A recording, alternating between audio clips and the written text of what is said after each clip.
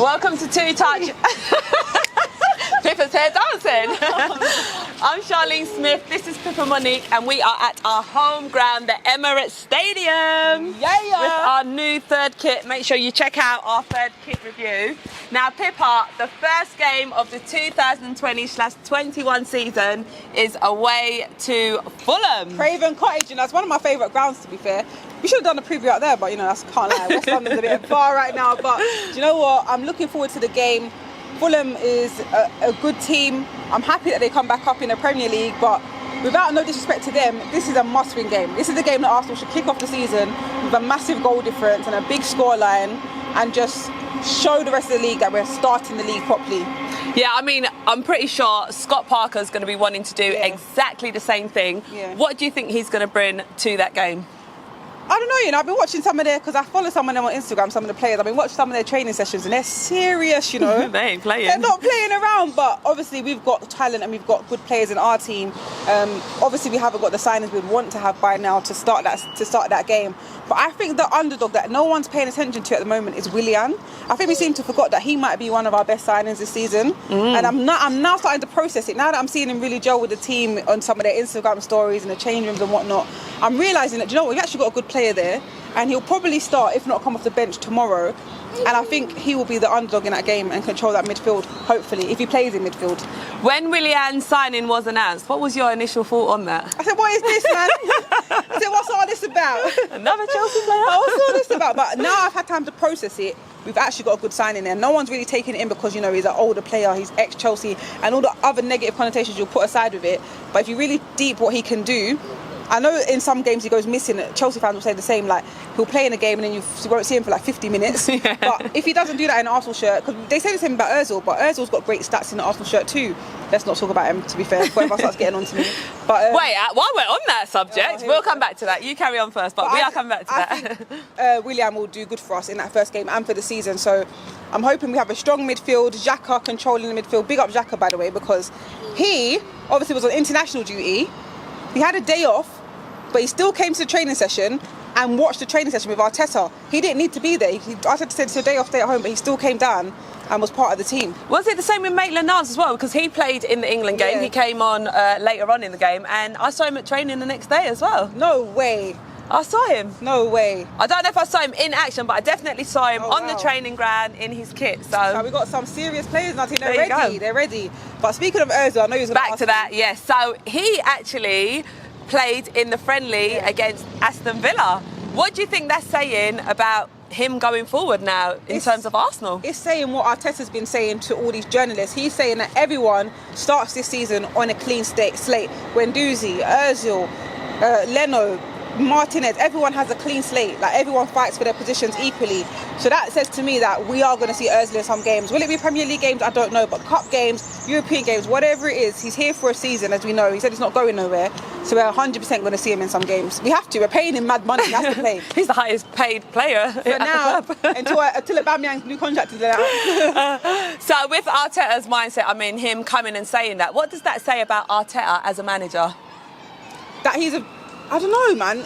He's just not playing no games. Like, there's no favouritism. There's none of this, like, oh, because you did good last season, you're straight in the team. It's everyone works for their position all the time, and I love that mentality because everyone's got to keep working. Because I feel like over the years we've seen certain players get complacent. I don't want to bring up names, but, you know, the likes of Theo Walcott, Giroud, all these other players in that squad that even Arteta was playing in. Players became too complacent in their roles because they felt comfortable that, you know, no one's taking my role here. There's no one challenging for my role. But the fact that he's got everyone challenging, saying in training, if you show me you're good, you're starting, that says to me, this is the right mentality to have. Everyone has to be on their A game.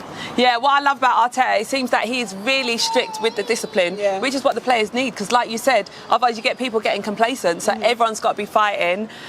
Even Reiss Nelson we saw as well, when he stepped up to take the penalty, and, you know, he really wants to make a stand and get minutes. He wants to be starting as well.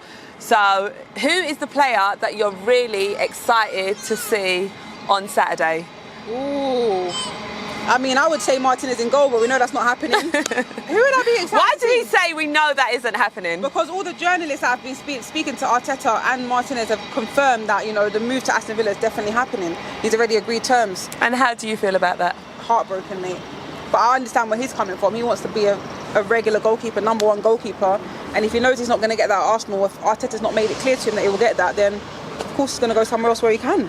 Oh, absolutely gutting. Yeah, as you know, I'm a big fan of Martinez. He's been delivering. He's been making us feel confident as fans. Yeah. And hopefully Leno could do the same. I mean, Arteta's the manager. He knows what he's doing. Yeah. So hopefully Leno does do the same for us. But I'm absolutely gutted that Martinez is leaving. Who do you think will be the players that we need to look out for on the Fulham side? Oh, Mitrovic was top goal scorer. I know he's top goal scorer, but you know, as I've said, I've been watching the training session. Depending on who Scott Parker starts, I think Josh Onoma will be a threat. You know, he's very good going forward, and he's got a powerful strike on him. Even their fullback as well. He's the one that scored the 2 goals in the Championship playoffs. Yeah.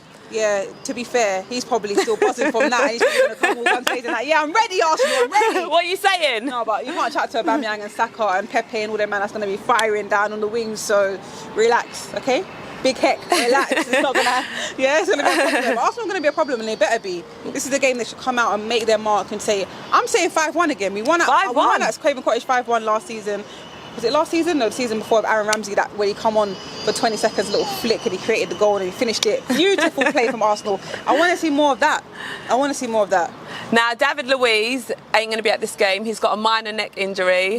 What do you think that does for our defence? We have got Gabriel and Saliba, which I'm hoping to see start. Do you think Luiz will be missed on Saturday? Luiz will be missed because he really leads that line. He's starting to see that captaincy side of him, even though he's not a captain. But, you know, he shows that leadership. But I think now that Rob Holding's not moving to Newcastle, I think he will come into that game. I don't know if Gabriel will start, you know, but I know Rob Holding will definitely take David Luiz's place. All right, well, I'm going for a 2-0 win to Arsenal. You're going 5-1? I'm not going 5-1, but I'm going big and bold. I'm going 4-1. I mean, normally at this time when it's the opening games, is there normally goals galore? Is it more draws? But I want to make a statement. Don't come and tell me it's only Fulham. I want to make a statement. Go to Craven Cottage and bang goals. Starters you mean to go on, eh? Starters you need to go on. Right, so you've also created your fantasy football team as well. Is there any information you want to give the viewers on that? I don't know the code, man. I'll put it in the description down below because little man's got my phone right now. But join that fantasy football league before the season starts to be in the chance of gaining as many points in my league as possible. I'm going to try and be consistent with it this season because last season I just flipped off after December when I was like bottom of my own league. So, but I'm going to be trying to be consistent. There's some big players in there that have joined the league. So join it. There might be a prize for the winner. There's no promises, but end of the season there might be a prize for the winner. Right, guys, so you've heard our preview on the Fulham versus Arsenal game, which is taking place on Saturday, the 12th of September. Because you said December. Did I? Yeah, for your fantasy football. Which is taking place on Saturday, the 12th of September. Let us know in the comments below what your score predictions are and who you really want to see on the starting lineup. Don't forget, you can join us on the AFTV watch along. We'll be taking your questions and your comments at the end of the show as well, our live chat show with Pippa and Charlene. So make sure you join us for that. I'm Charlene Smith. Pepper Monique. And we are out. See you on Saturday. Bye.